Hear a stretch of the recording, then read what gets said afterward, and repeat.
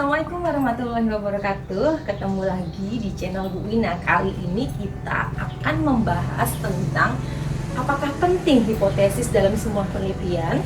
Apakah dalam semua penelitian hipotesis itu ada? Nah, untuk teman-teman yang belum mensubscribe channelnya Bu Wina, jangan lupa subscribe dulu ya, supaya kamu dapat notifikasi apabila ada video-video baru dari saya. Nah, kita akan mengawali dengan apa sih hipotesis ya. Jadi hipotesis itu adalah dugaan awal teman-teman, dugaan awal ataupun dugaan sementara sebelum kita melakukan penelitian.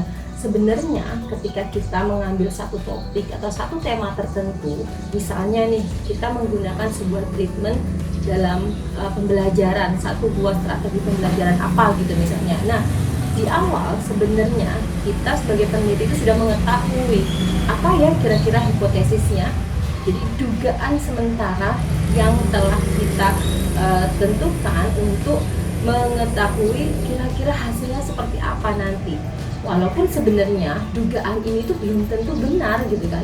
Jadi kalau misalnya menerapkan treatment tertentu, misalnya ternyata dapat meningkatkan prestasi belajar siswa, itu hasilnya belum tentu benar akan meningkatkan, nanti akan dibuktikan di penelitian begitu.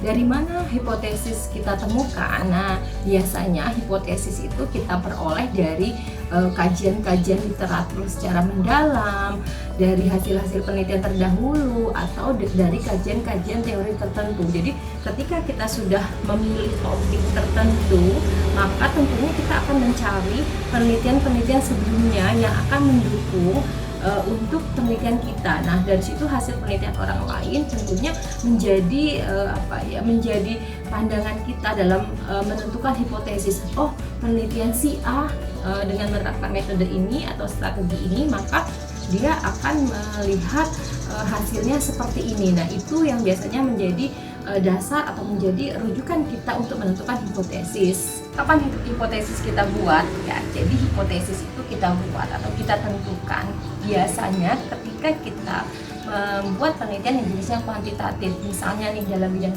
pendidikan, maaf ya saya memberikan contohnya dalam bidang pendidikan. Misalnya Anda ingin menerapkan strategi pembelajaran X untuk mengetahui misalnya peningkatan dari hasil belajar siswa, maka kalian harus menentukan hipotesisnya di awal. Apakah strategi X dapat meningkatkan hasil pembelajaran siswa? Maka hipotesisnya adalah strategi X dapat meningkatkan hasil pembelajaran siswa, atau strategi X tidak dapat meningkatkan hasil pembelajaran siswa. Jadi teman-teman menentukan di awal apa sih dugaan awal atau dugaan sementara teman-teman terhadap strategi atau treatment yang teman-teman berikan dalam pembelajaran kepada siswa Anda gitu. Nah, apakah dugaan itu harus benar? Tentu tidak. Jadi hipotesis itu sifatnya boleh atau tidak harus benar atau tidak harus sama dengan hasil penelitian. Nanti akan dilihat apakah hipotesis yang telah diajukan sesuai dengan hasil penelitian atau tidak gitu.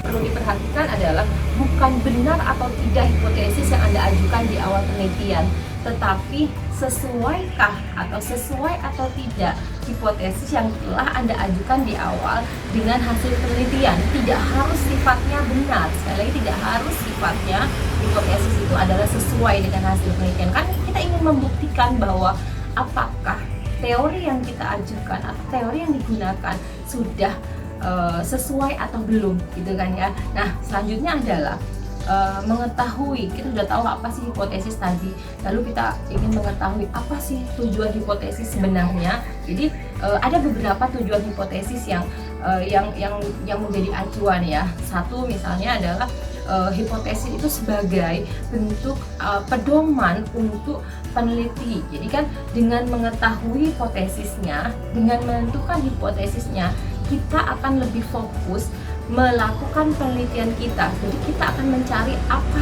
sih yang menjadi permasalahan utama dalam penelitian ini. Maka dengan hipotesis tadi tentunya akan mempertajam fokus penelitian Anda terhadap yang akan Anda lakukan atau akan Anda cari jawabannya. Tujuan kedua yaitu hipotesis itu adalah untuk membuktikan teori. Jadi apakah teori-teori yang digunakan ini sudah sesuai dengan kenyataannya gitu. Jadi misalnya ada peneliti lain yang bilang bahwa strategi ini cocok untuk siswa kelas berapa gitu. Nah, itu belum tentu cocok untuk siswa kita karena mungkin mereka akan berbeda kondisi dengan kita, sehingga hipotesis yang kita ajukan di sampel kita atau di siswa kita akan berbeda dengan peneliti lain. Jadi dengan hipotesis ini kita akan dapat membuktikan teori terhadap sesuatu yang kita gunakan atau sesuatu acuan teori yang kita gunakan untuk penelitian kita. Nah, yang ketiga itu apa sih tujuan dari hipotesis? Yakni adalah menjadi acuan kita dalam membuat suatu kesimpulan. Jadi kan kesimpulan itu tentunya harus matching, harus menjawab apa rumusan dan tujuan dari permasalahan penelitian kita gitu. Jadi dengan adanya hipotesis itu akan membantu kita dalam merumuskan kesimpulan dari penelitian yang telah kita lakukan gitu. Jadi apakah penting hipotesis dalam suatu penelitian? Dari penjelasan di atas tadi, tentunya jawabannya ya, hipotesis itu penting pada jenis-jenis penelitian tertentu. Nah, penelitian jenis apa sih yang harus ada hipotesis? Yaitu penelitian yang sifatnya kuantitatif. Biasanya kuantitatif itu selalu menggunakan hipotesis. Karena dalam penelitian kuantitatif kita ingin mengetahui pengaruh sesuatu atau pengaruh treatment tertentu terhadap variabel apa. Terus ingin mengetahui apa korelasi antar variabel, misalnya variabel X terhadap variabel Y. Kemudian ingin melihat apakah penggunaan treatment tertentu itu efektif terhadap sesuatu. Misalnya begini, efektivitas penggunaan strategi pembelajaran PBL untuk mengetahui kemampuan berpikir tingkat tinggi siswa. Nah, begitu. Jadi apakah penting untuk semua jenis penelitian? Tidak untuk semua jenis penelitian. Biasanya hanya untuk jenis-jenis penelitian tertentu saja. Nah, bagaimana untuk jenis penelitian lain yang tidak membutuhkan hipotesis? Tentu ada ya di sini. Jadi ada penelitian yang jenisnya atau sifatnya merupakan penelitian analisis isi. Kayak misalnya jurusan sastra. Jadi misalnya menganalisis isi novel, atau yang jurusan bahasa menganalisis buku apa gitu. Terus kemudian ada penelitian eksplorasi, kita tidak bisa menentukan hipotesisnya di awal. Lain halnya misalnya dengan penelitian R&D atau research and development, atau dalam bahasa bukannya adalah penelitian pengembangan gitu. Nah, di sini kita tidak membutuhkan hipotesis, teman-teman. Nggak mungkin kan kita akan menceritakan hipotesis dari penelitian pengembangan saya adalah ini, tidak, karena dalam penelitian pengembangan kita sudah menentukan spesifikasi produk atau spesifikasi produk yang kita kembangkan itu seperti apa ya, dengan kriteria apa. Jadi nggak membutuhkan hipotesis begitu teman-teman. Oke ya, semoga ini bisa menjadi bahan teman-teman untuk menentukan apakah teman-teman perlu membuat hipotesis atau tidak. Kalau nanti teman-teman akan melakukan penelitian, teman-teman harus mengetahui terlebih dahulu apa sih jenis penelitian teman-teman, apa sih pendekatan yang teman-teman gunakan untuk penelitian teman-teman gitu. Nah, oke, baik, pada video kali ini saya kira ini kita cukupkan. Kita akan bahas kajian berikutnya mungkin dengan tema yang berbeda. Semoga ini membantu teman-teman, khususnya bagi teman-teman yang akan atau sedang melakukan penelitian.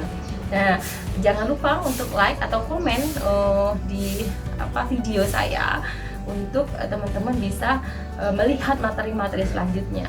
Nah, teman-teman, saya kira itu dulu materi hari ini. Nanti kita akan bahas banyak lagi tentang skripsi atau seputar skripsi. Bagaimana tips-tips tentang mengerjakan skripsi yang baik. Nah, untuk video kali ini kita sudah bahas tentang hipotesis penelitian ya. Semoga dalam video ini dapat membantu teman-teman dan membantu teman-teman dalam menentukan hipotesis penelitian jika teman-teman penelitiannya jenis yang bisa dibuat hipotesis. Semoga ini menjadi inspirasi teman-teman juga. Jika teman-teman merasa video dari Bu Wina ini bermanfaat, jangan lupa like atau komen ataupun subscribe di video saya. Nah, agar teman-teman dapat notifikasi pada video-video selanjutnya. Sekian dulu dari saya, ketemu lagi di video berikutnya. Assalamualaikum warahmatullahi wabarakatuh.